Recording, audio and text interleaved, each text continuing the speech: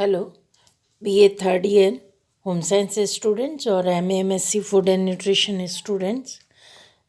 कल हम लोग टॉपिक पढ़ रहे थे prevention and control of anaemia in adolescent girls. इसका मैंने पार्ट 1 बताया था।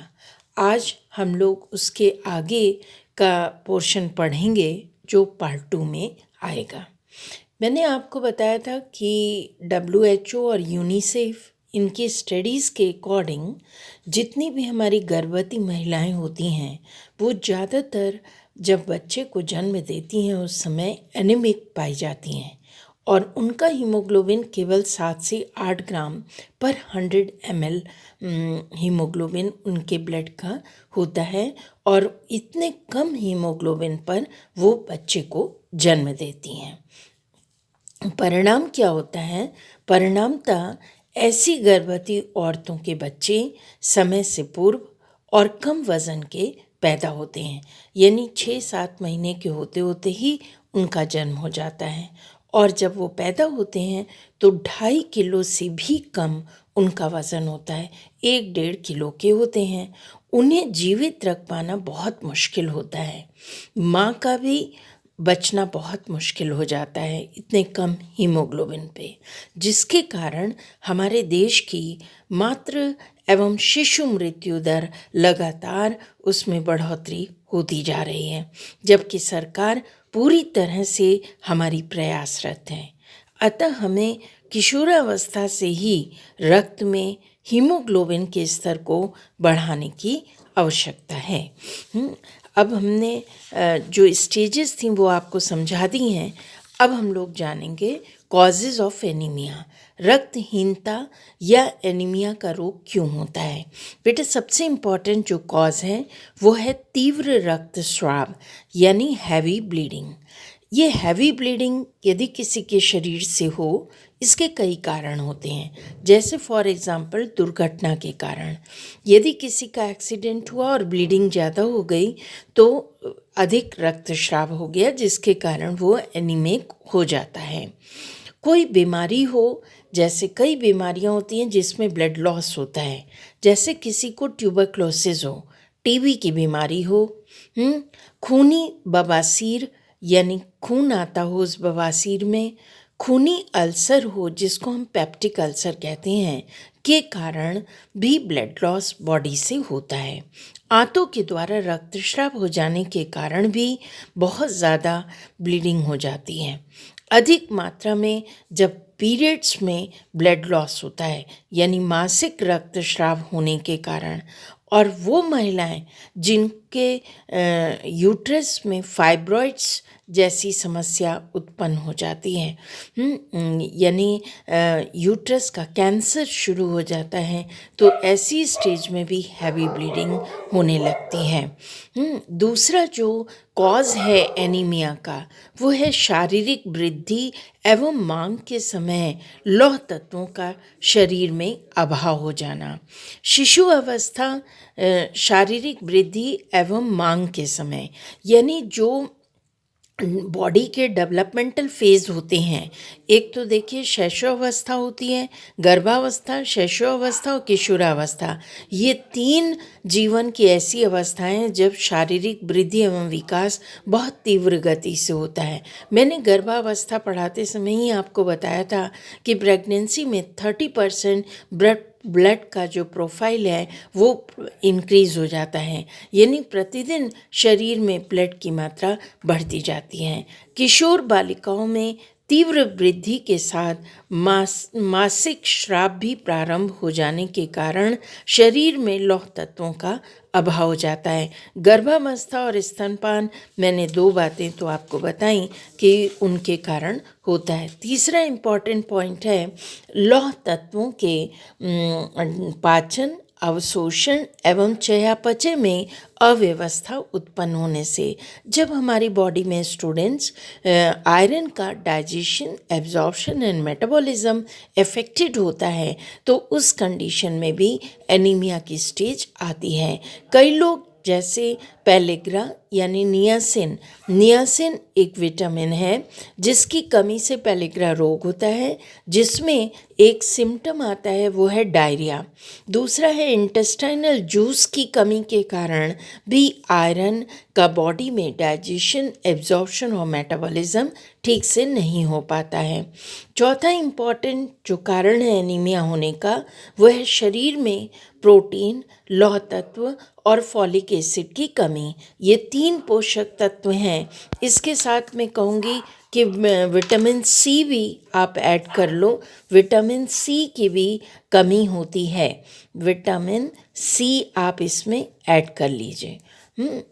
यानी शरीर में प्रोटीन, लौह तत्व और folic acid and vitamin C की कमी।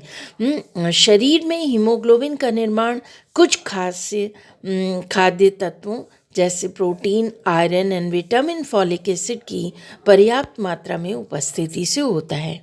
जब हमारे भोजन में इन पोषक तत्वों की कमी रहती है तो शरीर में पर्याप्त हीमोग्लोबिन का निर्माण नहीं हो पाता। इनमें से सबसे भयंकर परिणाम प्रोटीन की कमी के कारण होते हैं। एक बेटा बहुत इम्पॉर्टेंट कॉज है एनीमिया होने का, वो है अत्यधिक रक्तदान। जब कोई बहुत ज़्यादा ब्लड डोनेट करता है और लगातार बार बार करता है तो भी वो एनीमिक हो जाता है। जब शरीर से अधिक मात्रा में रक्तदान कर दिया जाता है तब भी एनीमिया की स्थिति उत्पन्न हो जाती है। एक और कॉज आता है वो है अत्यधिक रक्त का विघटन या नाश होने का कारण। देखिए, ब्लड बॉडी में लॉस होता है कई कारणों से। जब हम बार बार एक्सरे कराते हैं, जो एक्सरे की रेडियम्स होते हैं, किरणें होती हैं, विकिरण होते हैं, उनकी वजह से भी हमारा ब्लड बॉडी में नष्ट हो जाता है। बोन ट्यूमर से, लीवर सिरोसिस यानी हमारी यकृत में, लीवर में जल का जमाव हो जाता है।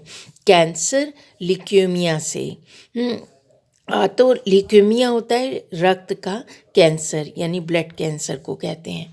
आंतों में हुकवर्म या पेट के कृमि होने से, हुकवर्म, राउंडवर्म, जितने भी कृमि होते हैं वो आंतों में हुकवर्म जो हैं वो चिपक जाते हैं हुक बना करके और करोड़ों की संख्या में पैदा हो जाते हैं। एक एक बूंद करके खून चूसते जाते हैं तो हमारे शरीर का खून खत्म हो जाता है, कम हो जाता है, पतला हो जाता है और ब्लड में आरबीसी काउंट कम होने लगता है। सल्फर युक्त दवाइयों के अधिक प्रयोग से या लेड पॉइजनिंग से, मतलब कुछ ऐसी चीज़ें, कुछ लोग विषाक्त चीज़ें भी खा लेते हैं, उससे भी एनीमिया हो जाता है।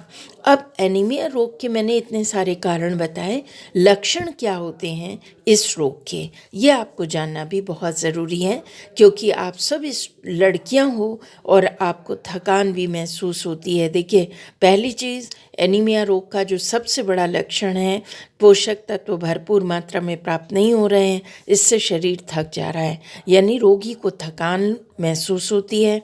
हाथ पैर सुन्न हो जाते हैं, बाल झड़ने लगते हैं, त्वचा सफ़ेद दिखने लगती है, जीभ, नाखून और पलकों के अंदर सफ़ेदी आ जाती है।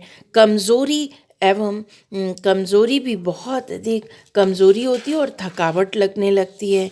रोगी बेहोश होने लगता है, उसकी सांस फूलती है, हृदय गति बहुत तेज हो जाती है, चेहरे और पैरों में सूजन दिखाई देने लगती है। अब हम लोग आते हैं टाइप्स ऑफ एनीमिया के बारे में जानिए।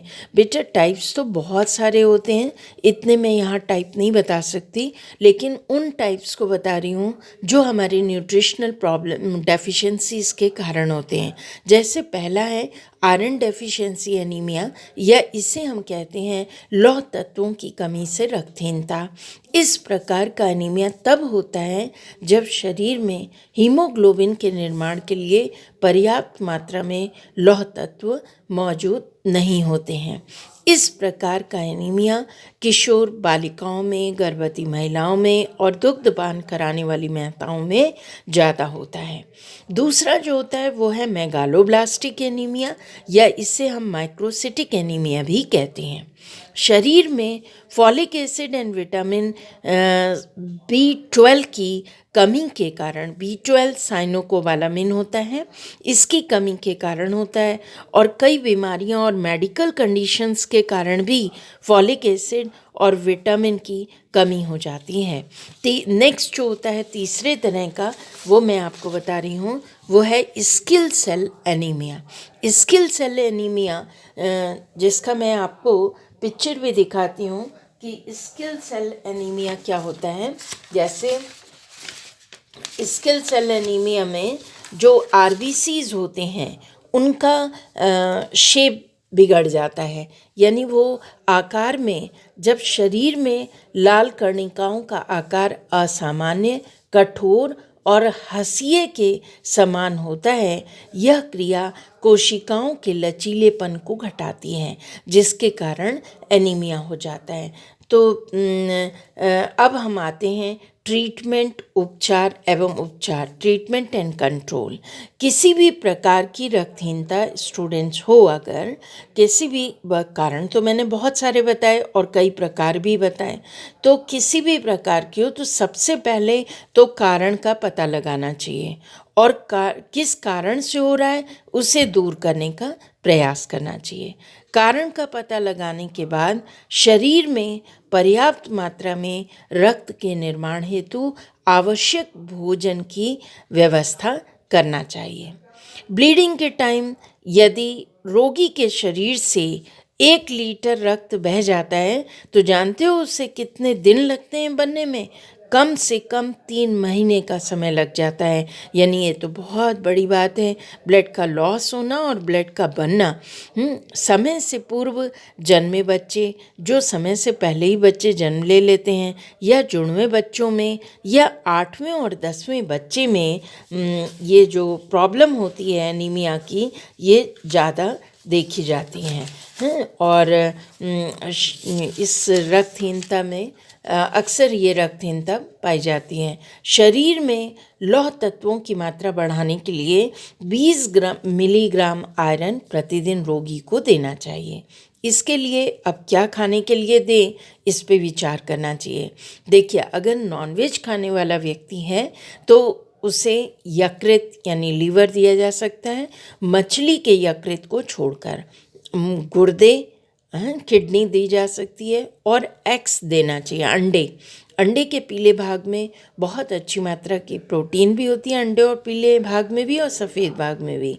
गहरे रंग के जितने भी फल होते हैं, जैसे आजकल काले वाले अंगूर मिल रहे हैं, अंगूर, किशमिश, अखरोट, सेब, बेर, अमरूद, सूखे मेवे और अंजीर, इनमें बहुत अच्छी मात्रा में आयरन पाया जाता है।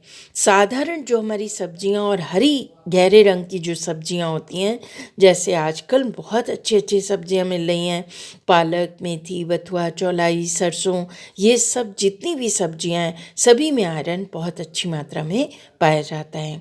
साबुत अनाज, बाजरे में सबसे ज़्यादा, साबुत अनाज तो गेहूँ, जौ, ज्वार, बाजरा, मक्का सब हैं, सब में पाया जाता है, लेकिन बाजरे में सबसे ज़्यादा आयरन पाया जाता है। गुड़ एक ऐसा स्रोत है जो हर अमीर और गरीब के घर में मौजूद रहता है, और आजकल तो जाड़े के दिन है जब गुड़ बहुत उपलब्ध है और गुड़ की तमाम पट्टी है, मूंगफली वाली, तिल वाली, है ना, गुड़ के लड्डू हैं, तमाम ऐसी चीज़ें हैं जिसके द्वारा हम गुड़ का सेवन कर सकते हैं। और गुड़ तो इतनी अच्छी चीज़ है कि जब भी प्यास लगे तो एक ढेली गुड़ खा लें, और गुड़ में आयरन बहुत अच्छी मात्रा में होता है। आप सभी स्टूडेंट्स को प्रतिदिन 1-2 ढेली गुड़ ज़रूर खाना चाहिए, क्योंकि जो भी आपका मेंस्ट्रुएशन ब्लड लॉस हो रहा है वो धीरे धीरे करके रिकवर हो जाए। मलाई, पनीर से भी आयरन और प्रोटीन भरपूर मात्रा में प्राप्त होता है। आहार में हाई बायोलॉजिकल वैल्यू वाली प्रोटीन को शामिल करना चाहिए, जैसे अंडा, मांस, मछली, इसमें बहुत अच्छी मात्रा में होता है। देखो, आहार से विटामिन B12 भी प्राप्त करना चाहिए। वैसे विटामिन B12 आहार के लिए जो भी चीज़ें हैं वो दूध और दूध से बने, शाकाहारी लोग तो वो सब सेवन कर सकते हैं। और जो मांसाहारी हैं वो अंडा ले सकते हैं और मांस ले सकते हैं, उसमें अच्छी मात्रा में विटामिन B12 पाया जाता है। विटामिन सी, मैंने अभी कहा था कि विटामिन सी की वजह से भी एक टाइप का एनीमिया होता है इसकी कमी के कारण। तो विटामिन सी तो बेटा इतना इम्पॉर्टेंट है, क्योंकि विटामिन सी रक्तहीनता की अवस्था में इसलिए ज़रूरी होता है। विटामिन सी की उपस्थिति में ही हमारे शरीर में आयरन का एब्जॉर्प्शन होता है, यानी लौह तत्वों का अवशोषण होता है। इसलिए हमें प्रतिदिन एक नींबू का रस जरूर ग्रहण करना चाहिए। या तो हम नींबू पानी के रूप में पिएं, या ORS के रूप में पिएं, या सलाद के ऊपर हम नींबू निचोड़ करके खा लें। तो किसी भी प्रकार हमारे शरीर में नींबू का रस जाना चाहिए। इसके अलावा जितने भी खट्टे फल हैं वो खट्टे फलों का हम सेवन करें। संतरा, मौसमी, आंवला, कच्चे टमाटर, ये सब खाए जा सकते हैं। हरी जितनी भी खट्टे फल और सब्जियां हों उनका सेवन करना चाहिए। रोगी के रोग की अवस्था के अनुसार उसे प्रतिदिन विटामिन B12 2.4 म्यूजी देना चाहिए। ये रिकमेंडेड है और किशोर बालिकाओं के लिए है। देखो इतनी मात्रा लेने की अत्यंत आवश्यकता है। और प्रतिदिन फॉलिक एसिड 400 म्यूजी प्रतिदिन, और विटामिन सी 75 to 90 मिलीग्राम प्रतिदिन दिया जाना चाहिए। अगर ऐसा देते हैं तो इससे बहुत सारी प्रॉब्लम्स को सॉल्व किया जा सकता है और एनीमिया जैसी बीमारी को मात दिया जा सकता है। तो मेरे ख्याल से स्टूडेंट्स आपको सारे टॉपिक्स के बारे में समझ में आया होगा कि एनीमिया क्या है, उसके क्या क्या स्टेजेस होती हैं और रोग के क्या लक्षण होते हैं। और मैंने आपको अभी एक चीज़ कही थी, स्किल सेल एनीमिया। देखो ये पिक्चर देख करके आप समझ जाओगे। मैंने ये कहा था इसमें कि इस टाइप का जो एनीमिया होता है, एक तो मैंने आयरन डेफिशिएंसी एनीमिया बताया जिसमें आयरन यानी लौह तत्वों की कमी हो रही है। दूसरा मैंने B12 और फॉलिक एसिड और विटामिन सी की कमी का परिणाम बताया। तीसरा ये बताया स्किल सेल एनीमिया, जिसमें ये शेप ही इनका चेंज हो जाता है। देखो ये आकार में बहुत छोटी हो जाती हैं। ये नॉर्मल हीमोग्लोबिन है और ये एबनॉर्मल है। इस शेप में ये RBC नॉर्मल ये हैं और एबनॉर्मल ये हैं। देख रहे हैं कितनी छोटी छोटी सकरी सकरी और कैसी छिद्री हुई सी हो रही हैं। तो इनका शेप, इनका आकार हंसिए के आकार के हो जाते हैं। ये एकदम देखो कैसे कर्व लिए हुए हैं। तो ये पूरा प्रकार है, उसका एक पिक्चर है। तो मेरे ख्याल से students prevention and control of anaemia in adults and girls का चैप्टर आप सब स्टूडेंट्स को समझ में आया होगा। और आपकी कोई भी क्वेरी हो तो आप चैट बॉक्स में डाल सकते हैं या पर्सनली कांटेक्ट कर सकते हैं। और ये टॉपिक बहुत बहुत इम्पॉर्टेंट है आप सबके लिए। आप अच्छे से इसे पढ़िएगा, क्योंकि आपके एग्ज़ाम्स के लिए और आपके कॉम्पिटिटिव एग्ज़ाम्स की तैयारी के लिए, और जो आज का सिनेरियो है ये जो बहुत ही important student adults and girls और फीमेल्स की प्रॉब्लम बनी हुई है, इसे हम सबको मिलकर सॉल्व भी करना है। Thank you.